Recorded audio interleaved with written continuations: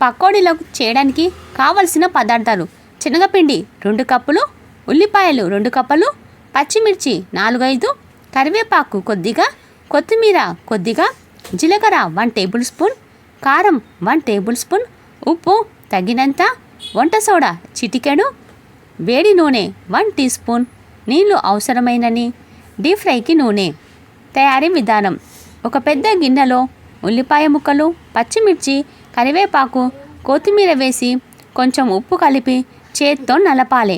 ఇలా చేస్తే ఉల్లిపాయల నుండి తడి వస్తుంది. ఇప్పుడు శనగపిండి, జీలకర్ర, కారం, వంట సోడా వేసి బాగా ఆ తడితోనే కలపాలి. నీళ్ళు ఎక్కువగా పోయకూడదు. 1 టీ స్పూన్ వేడి నూనె వేయడం వల్ల పకోడీలు గుల్లలు గుల్లలుగా వస్తాయి. అవసరమైతే కొద్దిగా నీరు మాత్రమే వేసి మిశ్రమాన్ని తయారు చేసుకోవాలి. కడాయిలో నూనె వేసి చేత్తో చిన్న చిన్న ముద్దలుగా పకోడీలు వేయాలి.